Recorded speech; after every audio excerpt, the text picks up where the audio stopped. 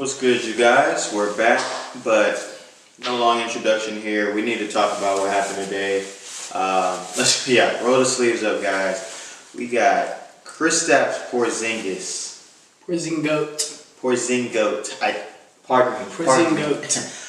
Traded to the Dallas Mavericks. Wow.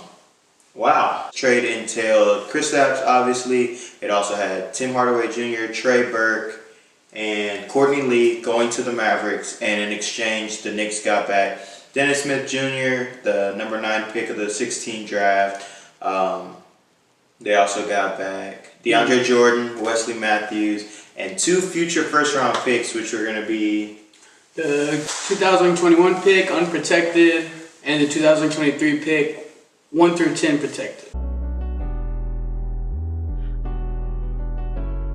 They got the best player in the deal, so this doesn't happen for us. Stuff like that, we don't get big fish. We basically drafted Dirk, traded for him on draft night, and we got D-Will past his prime, DeAndre past his prime, Stoudemire past his prime. This doesn't happen to us. So when I get the little notification on the phone that said this went through, I had to double check because this doesn't happen. But to get to the basis of the trade, this has to be a win for the Mavericks. It's got to be a win for the Mavericks. We got him locked up until the end of next season. Right. Granted, I'm pretty sure he'll be out for the rest of the season. If anything, he may play mid to late April, but by that time, our season will be over with. So I don't see them rushing him back in unless he just wants to play, which is actually another reason I've seen on Twitter recently is a part of why he wanted out of New York was he was trying to get back and play. They weren't rushing him back. They're tanking. There's a young man in Durham, North Carolina right now that is worth losing for right now, Zion Williamson. But if he wants to play, he can play for us. I'm sure we'll throw him into minutes, just like the Warriors are doing with Boogie. Opposite end of the spectrum. Warriors getting ready to go for a three-peat. Mavs are getting ready to try to not be in the bottom 3.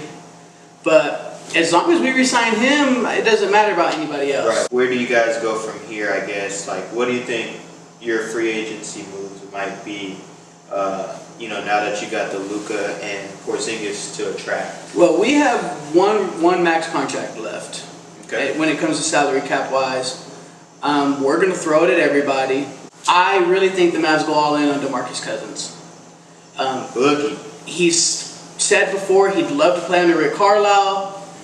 He wants to win. He wants to prove himself. He's doing that this year with Golden State.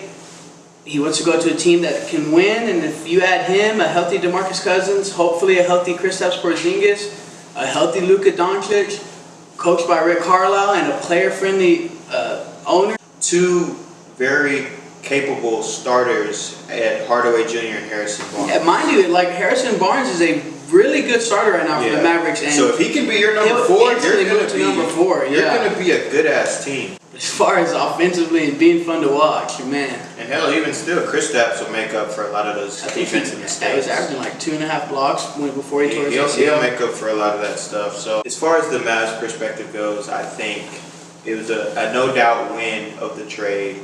You guys got quick little side note here. A week ago, we were getting ready to trade Dennis Smith for Hardaway Jr. and Ntilikina. Yeah. So we got Kristaps for him. So instead of Ntilikina, we added Kristaps Porzingis. Enough said. If that's not enough to say that's a win for the Mavericks, then I don't know what else to tell y'all. As far as the Knicks go, not as fun. I don't want to rule out the direction they're heading in because I believe in Scott Perry and his crew. I'm a big fan of David Fizdale as a coach, and they have shown that with this team at management, they've shown they can draft well because Kevin Knox has shown a lot of good signs, right? And mind you, tanking is almost a skill in of itself. You feel me? They've lost, I think it's 12 straight games at this point. That's a skill in of itself. They are losing everything. Yeah. And it may not seem like it's hard to do, but it's hard to lose and keep your NBA players happy. And the Knicks have seemed to do that outside of Kristaps. Yeah, like it is tough to tell an NBA player who is a competitor by nature, hey bro, not I need you to tone it down some. Not now. Miss that one. Yeah, that's got to be an air ball, boss. Yeah, but so as far as that goes, I don't want to completely give up on the Knicks. Kevin Knox has showed a lot of promise. They had a great hit on Alonzo Trier, but at the same time, you guys had a 7-3 sharpshooting, pure rim protector. Unicorn. He was literally a unicorn. Let's go over what you got. Dennis Smith Jr.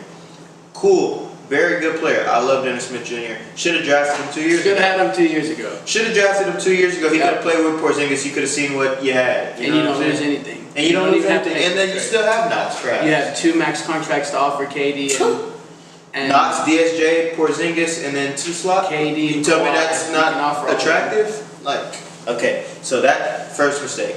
But Dennis Smith is what you got. Wesley Matthews, DeAndre Jordan. 2 expiring contracts. And you're probably buying them both out. And if we're being real, if not both, definitely one for sure. Because why? Like I just stated, tanking's a skill. Yeah. And they're not one. They're too competitive. They're gonna win you games, and you don't want to do that right now because you want that guy out of Durham, North Carolina. Come on, you want Zion Williamson. Okay, so doesn't make a lot of sense there. What else did you get? You get 2 first rounders. Good job. You know, respectable. In concept, that's a good job. Good job. But it's not till 21 and 23. So you're essentially waiting on a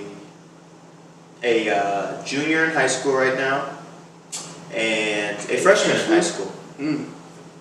For Kristaps.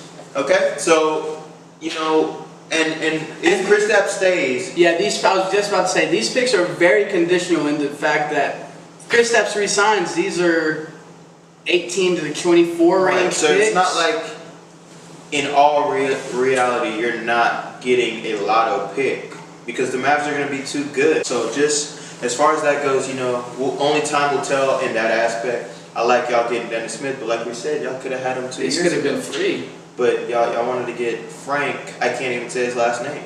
But you're pairing him with Frank Ntilikina, like that's not any better. So if you think him and Luka didn't fit, how are these two? These two aren't going to fit. He doesn't have any floor spacing. Well, Dennis is shooting the ball a little better this year.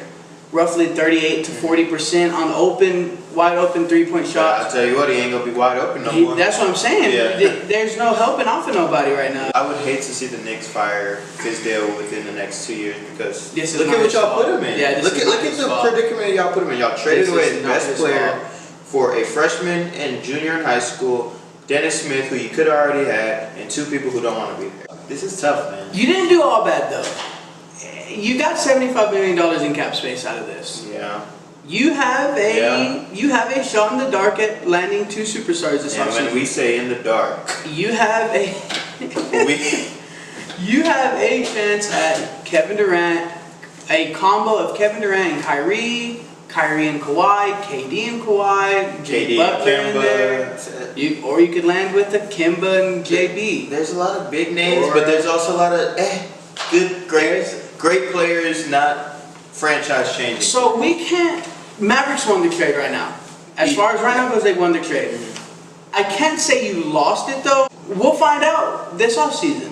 When free agency ends, I'll tell you whether you completely blew this trade and this is one of those Celtics-Nets trades where it'll go down in literal history books of like business 101, what not to do for your company, or you turn around and made the Knicks relevant again. Yeah.